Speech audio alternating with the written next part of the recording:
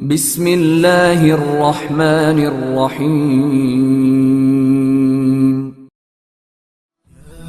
إلهي أنت ربي ذو الجلال والإكرام۔ اس شہر کے بارے میں کچھ بتا۔ عمرو بن عاص رضی اللہ تعالیٰ عنہ نے پوچھا۔ یہ شہر، بوڑھے نے کہا، یہ شہر عظمت کی یادگار بھی ہے اور عبرت کا نشان بھی۔ لگتا ہے جیسے یہ شہر فرعونوں نے میری آنکھوں کے سامنے آباد کیا تھا، اور اس شہر کی عمارتوں اور شاہانہ مکانوں میں اپنی پوری شہنشاہیت اور قدرت کا تمام تر حسن سمو دیا تھا۔ انہوں نے اس شہر کا نام مدینۃ الشمس رکھا تھا۔ مجھے اس شہر کے جوبن اور عروج کا قصہ میرے آبا و اجداد نے اور انہیں ان کے آبا و اجداد نے سنایا تھا۔ میرے باپ دادا مذہبی پیشوا تھے اور مذہبی پیشوائی مجھے ورثے میں ملی ہے، لیکن آگے چل کر میں عقیدوں میں الجھ گیا اور کچھ عرصہ تو یوں گزرا کہ سمجھ نہ سکا کہ عبادت کروں تو کس کی کروں۔ یہ میرا ذاتی معاملہ ہے، میں تجھے اس شہر کی داستان سنا رہا ہوں۔ جانے دے اس بات کو کہ یونانی یہاں کب اور کیسے آئے، میں صرف یہ بتاتا ہوں کہ یہ شہر مختلف علوم کا مرکز بن گیا تھا۔ یونان کے مشہور فلسفی افلاطون، ارسطو اور سقراط اسی شہر میں آ کر علم و فضل سے فیضیاب ہوئے تھے۔ انہوں نے فلسفے اور حیت کی تعلیم یہیں سے حاصل کی تھی۔ عجیب بات سن، فرعونوں کا زوال شروع ہوا تو اس شہر کا عروج شروع ہو گیا۔ فرعونیت پر نزاع کا عالم طاری ہوا تو اس شہر میں مختلف مذہبوں اور مذہبی عقیدوں کی عبادت گاہیں ابھرنے لگیں، مینار اور گنبد نظر آنے لگے اور اس شہر کے حسن میں اضافہ ہو گیا۔ مختلف مذہبی شخصیتوں نے یہاں کے مدرسوں سے تعلیم پائی تھی اور سارے مصر میں اور ارد گرد کے ممالک میں پھیلائی۔ فارس کے آتش پرستوں نے یہاں اپنے آتش کدے بنائے، لیکن رومیوں نے آ کر انہیں مصر سے بے دخل کر دیا اور اپنے ساتھ عیسائیت لائے۔ اہل مصر نے عیسائیت قبول کرنی شروع کر دی اور آتش کدوں اور دیگر عبادت گاہوں کی جگہ گرجے ابھرنے لگے۔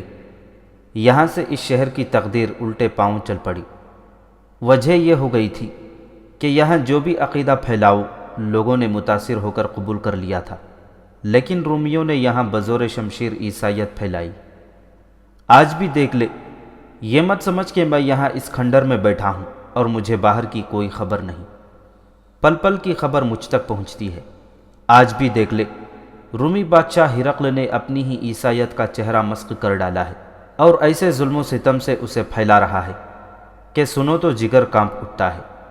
ہزاروں لوگ ہرقل کی عیسائیت کو قبول نہ کرنے کے جرم میں موت کے گھاٹ اتارے جا چکے ہیں۔ رومیوں نے یہاں آتے ہی اس شہر سے عبادت گاہوں کو اجاڑنا شروع کر دیا تھا۔ بڑے خوبصورت بت اور حسین مورتیاں اٹھا کر لے گئے۔ کیا تم مانے گا کہ انہیں کوئی مینار اچھا لگا تو وہ سالم کا سالم اکھاڑ کر لے گئے؟ بے انداز کتابیں جو علوم کا خزانہ تھا یہاں سے اٹھا لیں، کچھ جلائیں، کچھ روم بھیج دیں۔ مختصر یہ کہ انہیں یہاں جو کچھ بھی اچھا لگا وہ اٹھایا اور بحر روم سے پار روم بھیج دیا۔ یوں کہہ لے کہ رومیوں نے اس اتنے حسین اور عظیم شہر کا وہی حال کر دیا جو گدھ اور لومڑیاں مردار کا کیا کرتی ہیں۔ انہوں نے علوم کا یہ سرچشمہ بند کر دیا تو اس شہر کی رونقیں ہی ماند پڑ گئیں۔ باہر سے علم کے شیدائیوں نے آنا ہی چھوڑ دیا۔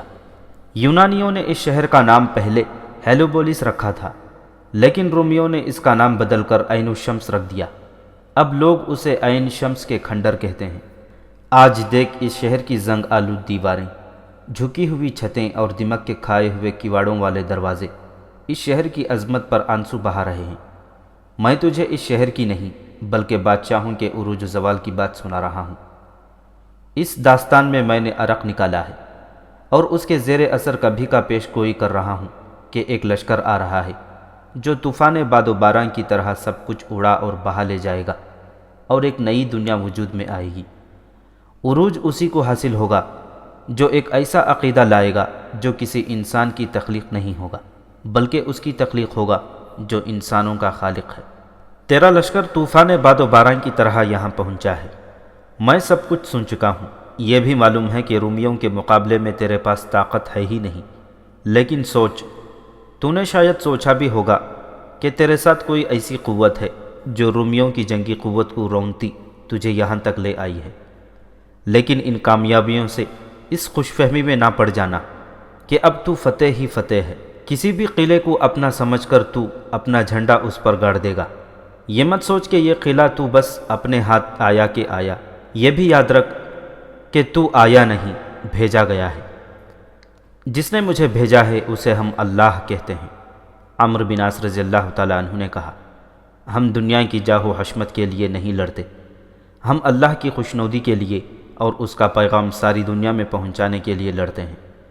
ہمارا نصب العین ہے بنی نو انسان کی نجات۔ جا فتح تیری ہے۔ سپہ سالار عمرو بن عاص رضی اللہ تعالیٰ عنہ اور سالار زبیر بن عوام رضی اللہ تعالیٰ عنہ وہاں سے اٹھے۔ سپہ سالار نے حکم دیا کہ جب تک ان کا لشکر ان کھنڈرات میں ہے اس بزرگ کا کھانا ہمارے ذمے ہوگا۔ ادھر بابلیون میں مقوقس کے ہاں کھلبلی مچی ہوئی تھی۔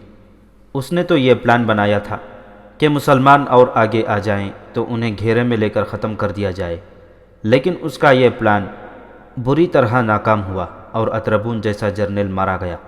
سب سے بڑا نقصان تو یہ ہوا کہ رومی فوج کو اتنا جانی نقصان اٹھانا پڑا جس کی مقوقس کو توقع نہیں تھی، اور اس کے ساتھ نقصان یہ کہ جو فوج زندہ تھی اس کا لڑنے کا جذبہ بری طرح مجروح ہو گیا تھا۔ اس فوج میں وہ دستے بھی تھے جو شام میں مسلمانوں سے نہیں لڑے تھے۔ شام سے بھاگ کر آنے والے فوجیوں نے انہیں بتایا تھا کہ مسلمان کس بے جگری اور بے خوفی سے لڑتے ہیں۔ اب انہوں نے مسلمانوں کو دیکھ لیا تو انہیں یقین آیا کہ مسلمان تو اس سے زیادہ نڈر اور بے خوف ہیں جتنا انہیں بتایا گیا تھا۔ ذہنی طور پر یہ فوج شکست قبول کر چکی تھی۔ مقوقس پر دوسری چوٹ یہ پڑی کہ ہرقل نے اسے مسلمانوں کی فتوحات کا ذمہ دار ٹھہرایا اور اسے بڑا سخت پیغام بھیجا تھا۔ اس پیغام کے جواب میں مقوقس نے ہرقل کو ایسا ہی پیغام بھیجا اور اس پر شام کی شکست کی طنز بھی کی تھی۔ اس کا اثر یہ ہوا کہ مورخوں کے مطابق ہرقل اور مقوقس کے دلوں میں ایک دوسرے کے خلاف کدورت پیدا ہو گئی۔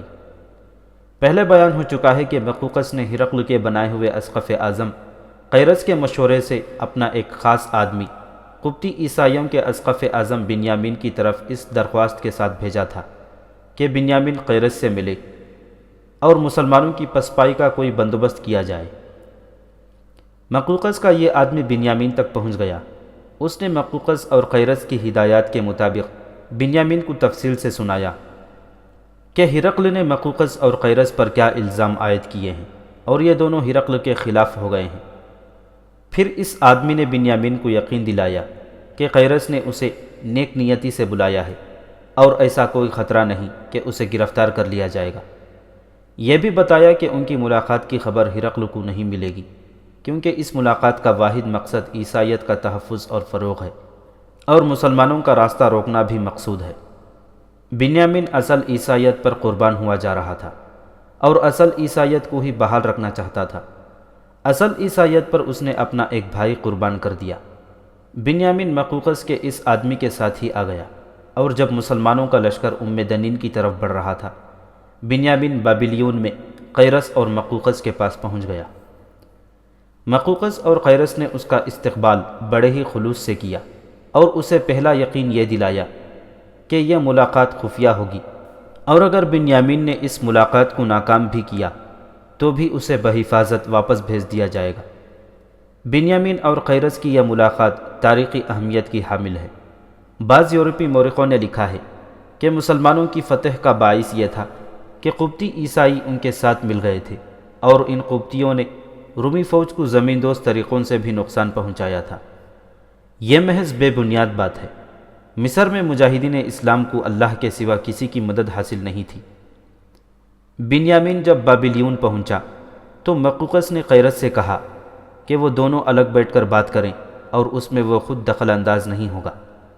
مقوقس اور قیرس کا مقصد یہ تھا کہ قبطی عیسائی رومی فوج کے ساتھ ہو جائیں۔ قیرس نے بنیامین کے آگے یہی مقصد رکھا اور کہا کہ عیسائیت کو بچانا اور اسلام کا راستہ روکنا ہے۔ بنیامین زیادہ زور اس بات پر دیتا تھا کہ جب تک ہرقل زندہ ہے وہ اپنی عیسائیت سے دستبردار نہیں ہوگا، نہ کسی کو دستبردار ہونے دے گا۔ قیرس نے اسے بتایا کہ ہرقل اب اثر انداز نہیں ہو سکے گا، مقوقس نے یہاں تک کہا کہ ہرقل نے بے جا دخل اندازی کی تو اسے مجبور کر دیا جائے گا کہ وہ مصر سے دستبردار ہو جائے اور اپنی عیسائیت کو سنبھال کر رکھے۔ مقوقس نے ان دونوں مذہبی پیشواؤں کو الگ بیٹھ کر بات کرنے کو کہہ دیا، لیکن انہیں یہ نہ بتایا کہ وہ خود کیا سوچ رہا ہے۔ اس نے ہرقل کو بلبیس کے قلعے کی فتح کی خبر سنا دی تھی، اور پھر یہ خبر سنائی کہ مسلمان نیل تک پہنچ گئے ہیں، اور اطربون کے بعد اس کا ایک اور منظور نظر جرنیل ہنا بھی مارا گیا ہے۔ مقوقس کو معلوم تھا کہ ہرقل کا رد عمل کیا ہوگا۔ مقوقس کو یہ بھی شکایت تھی کہ ہرقل بزنطیہ سے مصر کے لیے امدادی فوج نہیں بھیج رہا۔ اتنی شکستوں کے بعد مقوقس کو یہ توقع تھی کہ ہرقل اسے مصر کی فرما نروائی سے معزول کر دے گا۔ اس کے علاوہ مقوقس کو ہرقل سے توقع تھی کہ قبطیوں کو اپنا دشمن بنائے رکھے گا اور اپنی عیسائیت کو نہیں چھوڑے گا، اور اس کا نتیجہ یہی ہو سکتا ہے کہ کسی بھی وقت قبطی بنیامین کے اشارے پر بغاوت کر دیں گے۔ بنیامین اور قیرس الگ بیٹھے گفت و شنید کر رہے تھے۔ مقوقس نے اپنے جرنیل تھیوڈور کو بلایا اور اپنے خاص کمرے میں جا بیٹھا۔ تھیوڈور کے ساتھ مقوقس کی رازداری تھی، اب بازی تھیوڈور کے سر تھی۔ وہ اور مقوقس مزید شکست کے متحمل نہیں ہو سکتے تھے۔ تھیوڈور، مقوقس نے کہا، بنیامین اور قیرس کو میں نے الگ بٹھا دیا ہے، لیکن میں سوچ سوچ کر اس نتیجے پر پہنچ چکا ہوں کہ جب تک ہرقل ہمارے سروں پر موجود ہے ہم کوئی کامیابی حاصل نہیں کر سکتے، اور ایک روز مسلمان سارے مصر پر چھا جائیں گے اور ہرقل اس کا الزام ہمارے منہ پر تھوپ دے گا۔ میں ساری صورتحال سے واقف ہوں، تھیوڈور نے کہا۔ یہ بتائیں کہ اس کا حل کیا ہے اور ہمیں کیا کرنا چاہیے۔ ہرقل کو معزول کر دیں، مقوقس نے کہا، لیکن یہاں اس کے حامی فوج میں موجود ہیں، وہ ہم دونوں کو یا مجھے قتل کر دیں گے۔ دوسری صورت زیادہ بہتر ہے، وہ یہ کہ ہم ہرقل کو قتل کروا دیں۔ جرنیل تھیوڈور نے سر جھکا لیا، جیسے گہری سوچ میں کھو گیا ہو۔ مقوقس اسے کچھ دیر دیکھتا رہا۔ آخر تھیوڈور نے سر اٹھایا اور آہستہ آہستہ سر اوپر نیچے ہلایا، جس کا مطلب یہ تھا کہ وہ مقوقس سے اتفاق کرتا ہے۔ کام خطرناک تو ہے لیکن آسان نہیں، تھیوڈور نے کہا۔ اس کے سوا کوئی چارہ کار رہ بھی نہیں گیا۔ کیا آپ مجھے بتانا پسند کریں گے کہ اس کا انتظام کیا ہوگا؟ میں انتظام کر چکا ہوں، مقوقس نے کہا۔ 2 آدمی تیار کر لیے ہیں، ان کے ساتھ ایک ایسی خوبصورت اور ہوشیار لڑکی جائے گی کہ اس سے زیادہ خوبصورت لڑکی ہرقل نے پہلے کبھی نہیں دیکھی ہوگی۔ یہ لڑکی میں تحفے کے طور پر ہرقل کو بھیج رہا ہوں، اسے میرے اپنے 2 قابل اعتماد آدمی لے جائیں گے۔ اس کام کے لیے میں نے انہیں ایک خزانہ پیش کیا ہے۔ کیا اس لڑکی پر بھروسہ کیا جا سکتا ہے؟ تھیوڈور نے پوچھا۔ ظاہر ہے لڑکی کمسن ہو، وہاں جا کر ڈر ہی نہ جائے۔ قتل خنجر یا تلوار سے تو نہیں کرنا، مقوقس نے کہا۔ ہرقل کی شراب میں زہر ملانا ہے جو یہ لڑکی آسانی سے ملا دے گی۔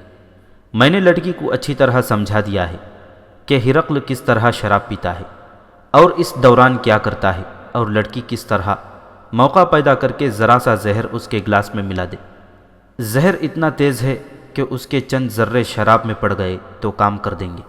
احتیاط تو آپ کریں گے ہی، تھیوڈور نے کہا۔ ایک احتیاط سب سے زیادہ ضروری ہے، یہ جو 2 آدمی ساتھ جا رہے ہیں انہیں کوئی پہچان نہ سکے۔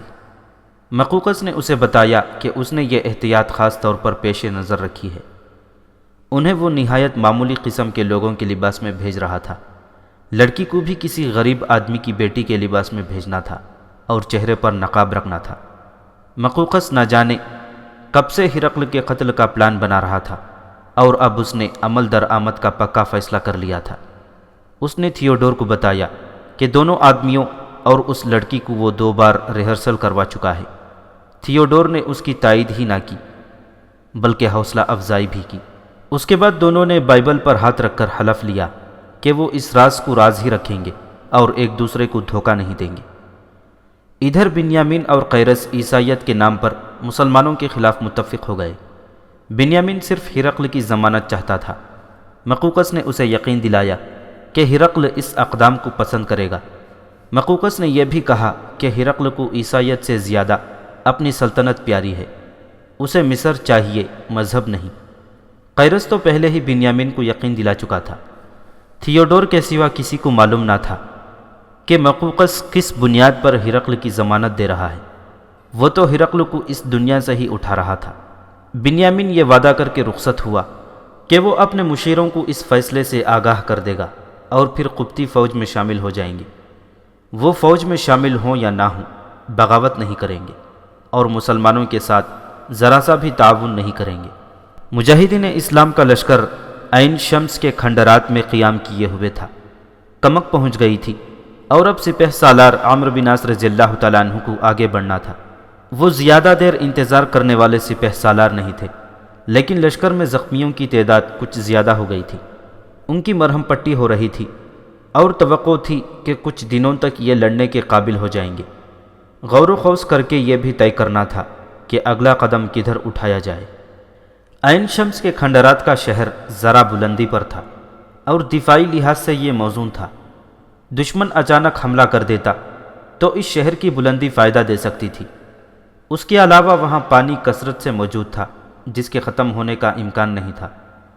اشیاء خوردنی کے ایسی افراد کے خوراک کی قلت کا خطرہ تھا ہی نہیں۔ ایک روز عمرو بن عاص رضی اللہ تعالیٰ عنہ نے زبیر بن عوام رضی اللہ تعالیٰ عنہ اور دوسرے تمام سالاروں کو طلب کیا۔ میرے رفیقوں، عمرو بن عاص رضی اللہ تعالیٰ عنہ نے سالاروں سے کہا، اب بابلیون کا قلعہ بند شہر ہمارے سامنے ہے، لیکن وہاں جو رومی فوج ہے اس کا کوئی شمار ہی نہیں۔ ایک تو مفتوحہ قلعوں سے بھاگے ہوئے فوجی بابلیون میں جا پہنچے، اور دوسرے یہ کہ مقوقس اپنی زیادہ سے زیادہ فوج اس شہر میں لے آیا ہے۔ ظاہر ہے کہ اس شہر کا محاصرہ کرنا ہوگا۔ اگر اللہ میری دعا قبول فرما لے تو رومی باہر آ کر کھلے صحرا میں لڑیں۔ دعا کرو میرے بھائیوں، اللہ کوئی ایسی صورت پیدا کر دے کہ رومیوں کو قلعے سے باہر لے آئے۔ اللہ نے ہمیں مایوس تو کہیں بھی نہیں کیا۔ زبیر بن عوام رضی اللہ تعالیٰ عنہ نے کہا، اگر ہمارے لیے رومیوں کا باہر آ کر لڑنا بہتر ہوا تو اللہ یہ صورت بھی پیدا کر دے گا۔ یہ بات بھی دل میں بٹھا لو میرے رفیقوں۔ عمرو بن عاص رضی اللہ تعالیٰ عنہ نے کہا، اب ہم مصر کی فتح و شکست کے فیصلہ کن مرحلے میں داخل ہو گئے ہیں۔ اب ہم کہیں بھی پٹ گئے تو ہماری منزل اگلا جہان ہوگی یا ملک شام۔ میں اپنے اسی اصول کا پابند رہوں گا کہ کہیں بیٹھے دشمن کا انتظار نہ کرتے رہیں، دشمن کے سر پر سوار رہیں۔ اس اصول نے ہمیں ہر معرکے میں کامیابی عطا کی ہے۔ ادھر بابلیون میں مقوقس اور تھیوڈور 2-3 جرنیلوں کو بٹھائے مسلمانوں کو پسپا کرنے کی اسکیم بنا رہے تھے۔ مقوقس کہہ رہا تھا کہ ان عربوں نے بابلیون بھی لے لیا تو پھر ان کے کہیں بھی قدم جم نہیں سکیں گے۔ عمرو بن عاص رضی اللہ تعالیٰ عنہ نے اپنے لشکر سے خطاب کرتے ہوئے کسی جگہ کہا تھا کہ ہم کہیں سے پسپا ہوئے تو یاد رکھو، دشمن ملک میں ہمیں کہیں بھی پناہ نہیں ملے گی اور بھاگنے کی کوئی جگہ بھی نہیں ہوگی۔ لیکن بابلیون میں مقوقس یہی الفاظ اپنے جرنیلوں سے کہہ رہا تھا کہ ہم بابلیون سے اکھڑ گئے تو پھر سارے مصر میں ہمیں کہیں بھی جم کر لڑنے کی مہلت نہیں ملے گی، خود اپنے لوگ ہمیں اپنے گھروں میں پناہ نہیں دیں گے۔ میں مسلمانوں کی چال سمجھ گیا ہوں، جرنیل تھیوڈور نے کہا۔ افسوس ہے اتربون جیسا تجربہ کار جرنیل نہ سمجھ سکا۔ عربوں کا سپہ سالار پہلے حملے سے ہی اس اصول پر کارے بند چلا آ رہا ہے کہ اپنی تعداد کو نہ دیکھو اور حملہ کرنے میں زیادہ دیر نہ کرو، ایک جگہ بیٹھے نہ رہو اور دشمن پر اس طرح ٹوٹ پڑو کہ وہ اس حملے کو غیر متوقع سمجھے۔ یہی وجہ ہے کہ عرب ہر معرکے میں کامیاب ہوتے چلے آ رہے ہیں۔ ادھر ہم ہیں کہ قلعہ بند ہو کر دشمن کے انتظار میں بیٹھ جاتے ہیں۔ محاصرے میں ہمارا طریقہ جنگ یہ رہا ہے کہ ایک ایک 2-2 دستے باہر نکال کر عربوں پر حملہ کرتے ہیں۔ عرب ہماری یہ چال سمجھ گئے ہیں اور انہوں نے جو فائدہ اٹھایا ہے وہ آپ سب کے سامنے ہے۔ تم جو چاہتے ہو وہ بیان کرو، مقوقس نے کہا۔ میں یہ چاہتا ہوں کہ ہم قلعہ بند ہو کر نہ لڑیں، تھیوڈور نے کہا۔ ہم عربوں کو اتنی مہلت دیں ہی نہیں کہ وہ آ کر بابلیون کا محاصرہ کر لیں۔ ان کے سپہ سالار کا ایک اصول یہ ہے کہ دشمن کے سر پر چڑھے رہو تاکہ وہ یہ نہ سمجھے کہ وہ دل چھوڑ بیٹھے اور حوصلہ ہار بیٹھے۔ یہی اصول میں آپ کو دینا چاہتا ہوں۔ آپ نے شاید سنا نہیں کہ مصر کے لوگ ہمیں بزدل اور کمزور کہنے لگے ہیں، جو قلعوں کی دیواروں کی پناہ میں بیٹھ کر اپنا دفاع کرتے ہیں۔ اب ہمیں باہر جا کر مسلمانوں کو للکارنا ہے۔ یہی دعا سپہ سالار عمرو بن عاص رضی اللہ تعالیٰ عنہ مانگ رہے تھے۔ انہوں نے اپنے 2-3 جاسوس بابلیون بھیج رکھے تھے جو دوسرے مفتوحہ شہروں سے بھاگے ہوئے شہریوں کے بحروپ میں وہاں گئے تھے۔ اللہ نے ان کی دعا قبول کر لی۔ مقوقس نے کہا کہ فوج کو شہر سے باہر کھلی جنگ کے لیے تیار کیا جائے اور کوئی پہلو کمزور نہ رہ جائے۔ 2 ہی دن گزرے ہوں گے کہ سپہ سالار عمرو بن عاص رضی اللہ تعالیٰ عنہ نے فیصلہ سنا دیا کہ کل صبح بعد از نماز فجر بابلیون کی طرف کوچ ہوگا اور اس شہر کو محاصرے میں لے لیا جائے گا۔ یہ توقع ہی نہیں تھی کہ رومی قلعے سے باہر آ کر لڑیں گے۔ ظہر کی نماز سے فارغ ہوئے ہی تھے کہ ایک جاسوس بابلیون سے آ گیا۔ اس نے عمرو بن عاص رضی اللہ تعالیٰ عنہ کو یہ خبر سنائی کہ رومی باہر آ کر لڑیں گے۔ جاسوس نے بابلیون کی فوج کو کھلی لڑائی کی مشق کرتے ہوئے دیکھا تھا اور پھر وہاں بنائے ہوئے اپنے ذرائع سے معلوم کر لیا تھا کہ اب مقوقس اور تھیوڈور محاصرے میں نہیں آئیں گے بلکہ بابلیون سے دور آ کر مجاہدین اسلام کو للکاریں گے۔ عمرو بن عاص رضی اللہ تعالیٰ عنہ نے اسی وقت اپنے سالاروں کو طلب کیا اور خوشخبری کے انداز سے یہ خبر سنائی۔ تمام سالار یہ خبر سن کر بہت خوش ہوئے۔ انہیں پوری امید تھی کہ رومیوں کو میدان کی کھلی جنگ میں ٹکنے نہیں دیں گے۔ عمرو بن عاص رضی اللہ تعالیٰ عنہ نے سب سے پہلے تو اس جگہ کا انتخاب کیا جہاں انہوں نے رومیوں کو لا کر لڑانا تھا۔ پھر انہوں نے سالاروں کو لڑائی کی ترتیب سمجھا دی۔ یہ بھی کہا کہ پیشتر اس کے کہ رومی شہر سے نکل کر کسی اور جگہ للکاریں، فوراً کوچ کر کے اپنی پسند کے میدان میں پہنچا جائے۔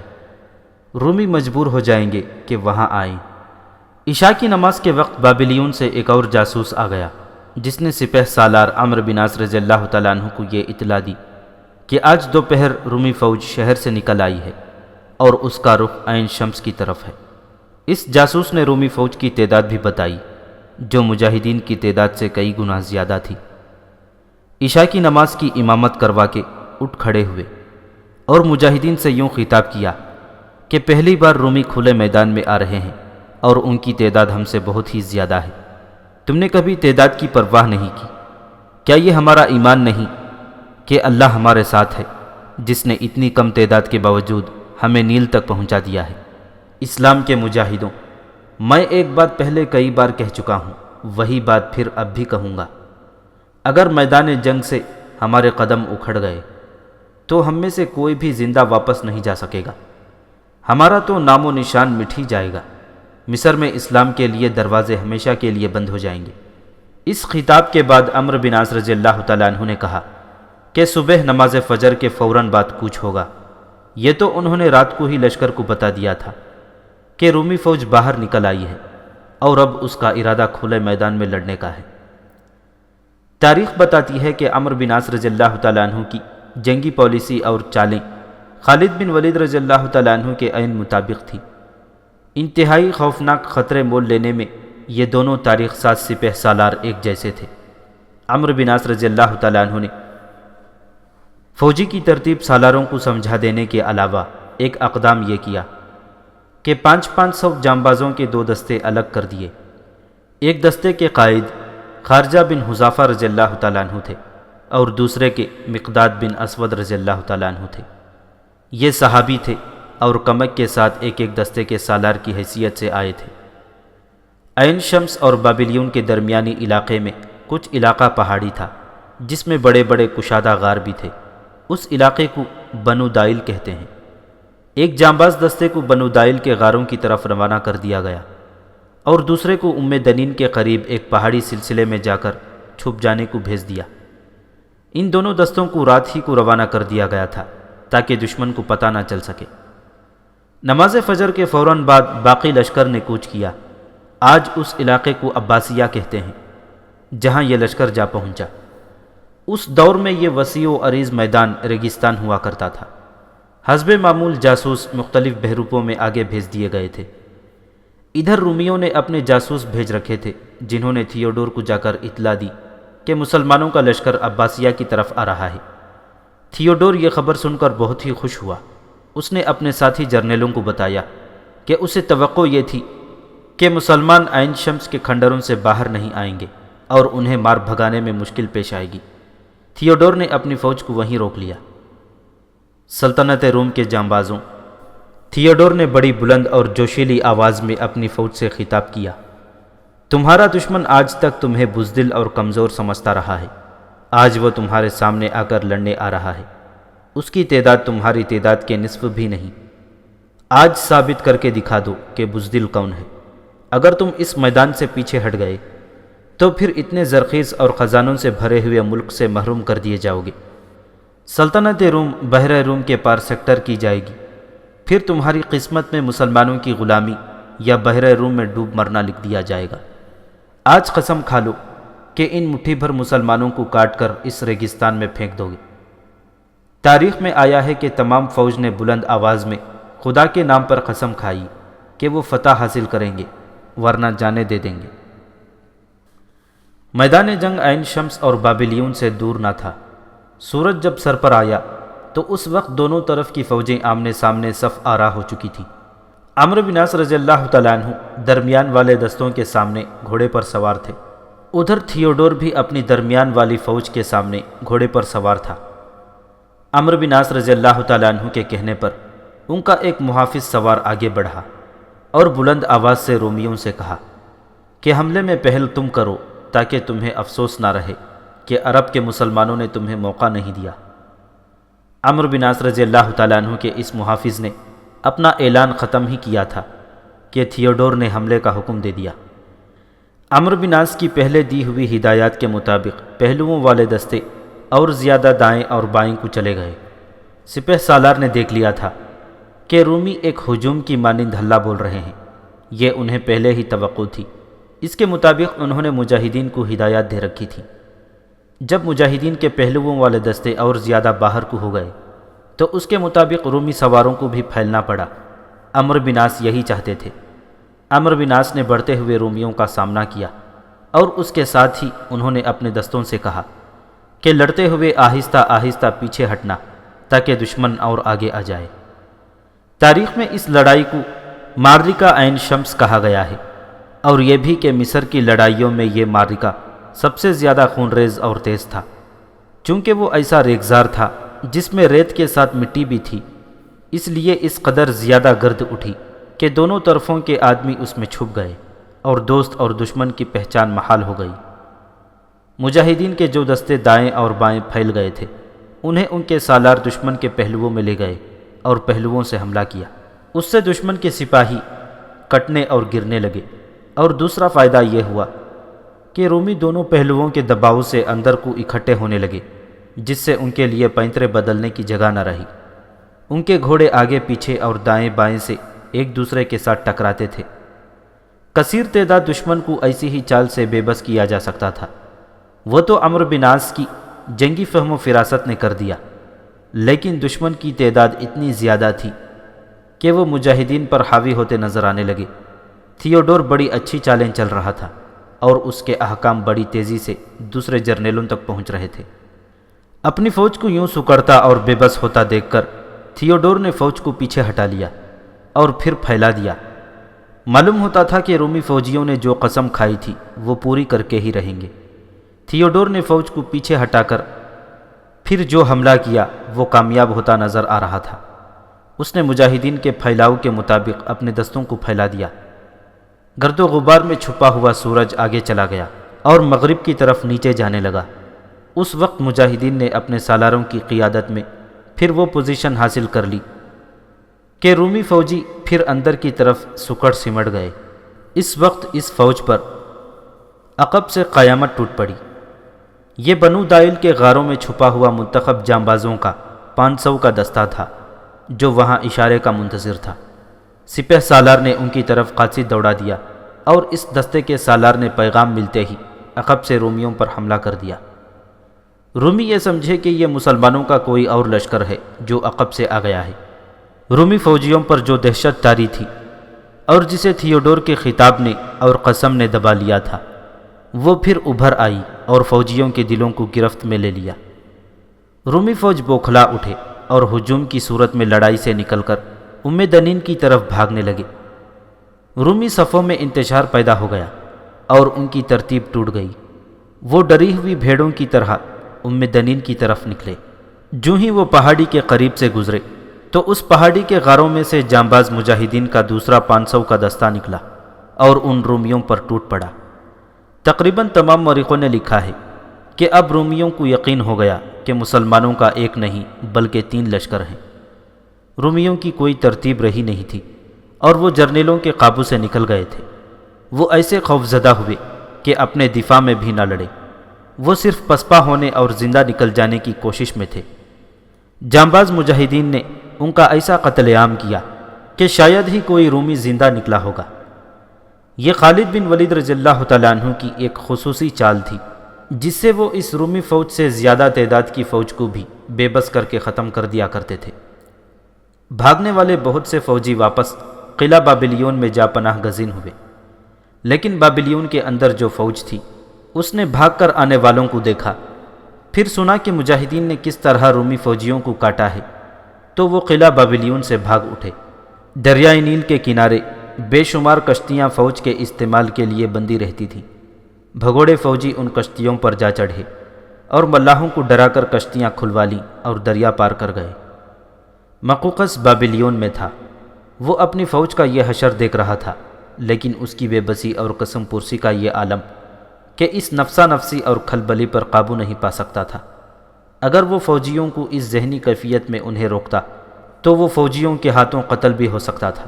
عمرو بن عاص رضی اللہ تعالیٰ عنہ بابلیون پر حملہ کرتے تو شاید یہ قلعہ لے بھی لیتے، لیکن جاسوسوں نے انہیں پہلے ہی بتا دیا تھا کہ فوج باہر بھیج کر خاصے دستے بابلیون میں ہی تیار رکھے گئے تھے۔ یہ مقوقس اور تھیوڈور کی احتیاطی تدبیر تھی۔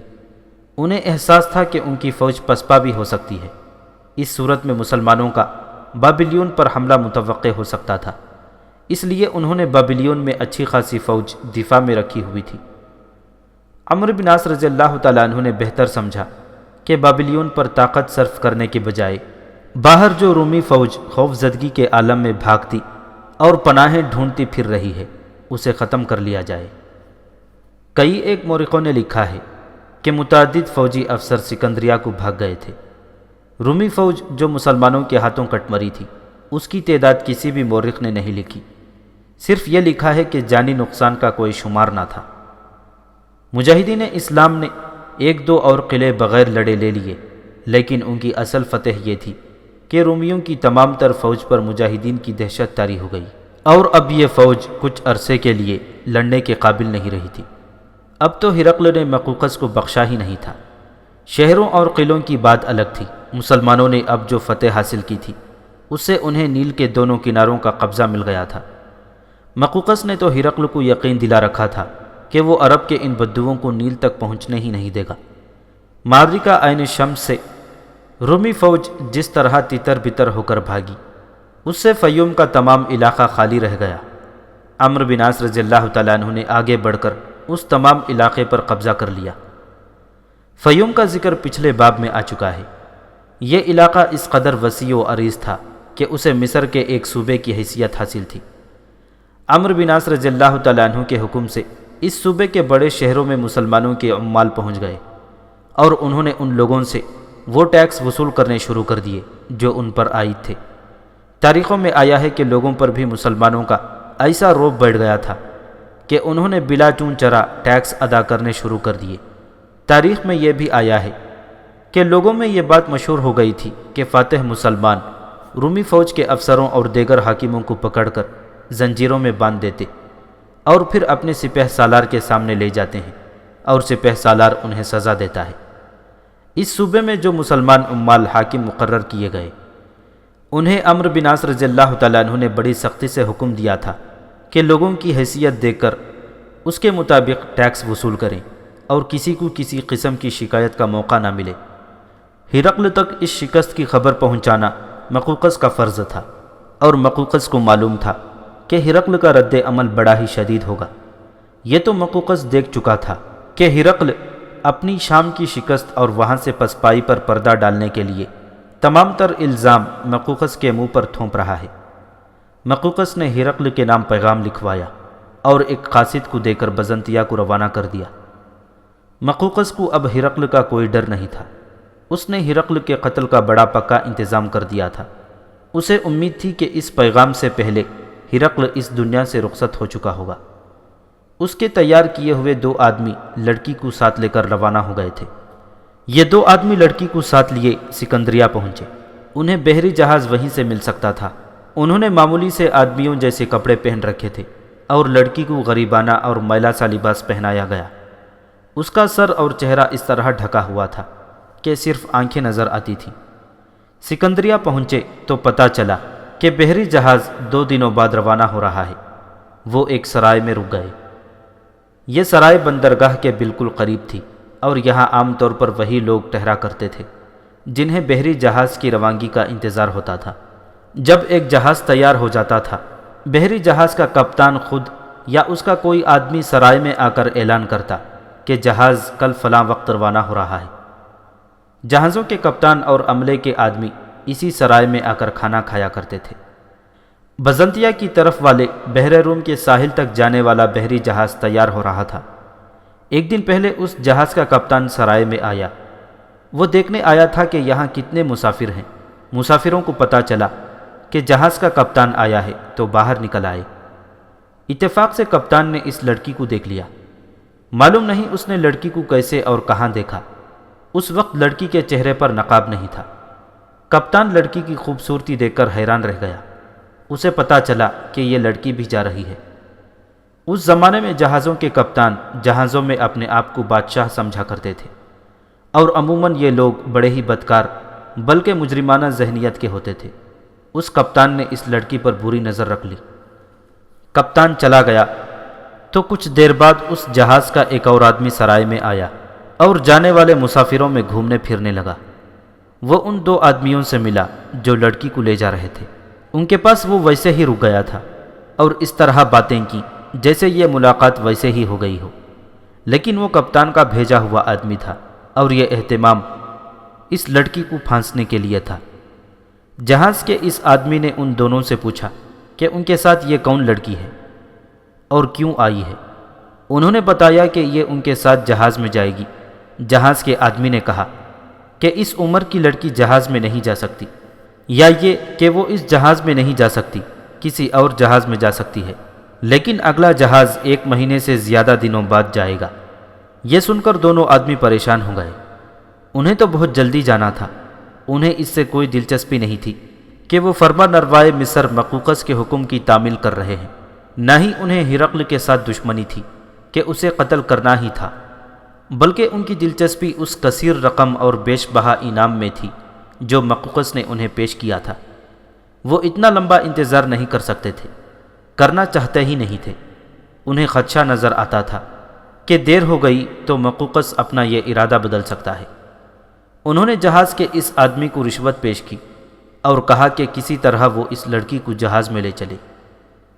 بہت ہی مشکل کام ہے، جہاز کے آدمی نے اپنی رشوت کا بھاؤ چڑھانے کے لیے کہا۔ اسے مردانہ لباس پہنا کر لے جایا تو جا سکتا ہے، لیکن اتنے لمبے سفر میں اسے کپتان سے چھپا کر رکھنا بڑا ہی خطرناک ہوگا۔ کپتان اتنا سخت اور ظالم آدمی ہے کہ لڑکی کو اٹھا کر سمندر میں پھینک دے گا۔ ان آدمیوں نے رشوت میں اضافہ کر دیا اور منت سماجت الگ کی اور کہا کہ جہاز میں اسے چھپائے رکھنے کا کام بھی وہی کرے۔ ان دونوں آدمیوں نے یہ سوچا ہی نہیں کہ کسی سے پوچھ ہی لیتے کہ یہ لڑکی کیوں نہیں جا سکتی، یا یہ کہ یہ کس کا حکم ہے۔ ان کی عقل پر وہ خزانہ سوار تھا جو مقوقس نے انہیں پیش کیا تھا۔ آخر جہاز کے اس آدمی نے منہ مانگی رشوت لے کر ان آدمیوں سے کہا کہ وہ اپنا کوئی لباس نکالو۔ کمرے کا دروازہ بند کر کے لباس لڑکی کو پہنایا، پھر اس کا سر اور چہرے کا کچھ حصہ اس طرح ڈھانپ دیا جس طرح لوگ صحرائی سفر میں یا ویسے ہی ڈھانپا کرتے تھے۔ اچھی طرح جائزہ لے کر جہاز کے آدمی نے فیصلہ سنایا کہ اب یہ نہیں پہچانی جا سکے گی، لیکن میں تمہیں بتا دیتا ہوں۔ جہاز کے آدمی نے کہا، میں لڑکی کو جہاز میں چھپائے رکھنے کی پوری کوشش کروں گا، لیکن کپتان کو پتہ چل گیا یا اس نے لڑکی کو دیکھ لیا تو پھر میں ذمہ دار نہیں۔ کپتان کو راضی کرنا اور اس کی سزا سے بچنا تمہارا کام ہوگا۔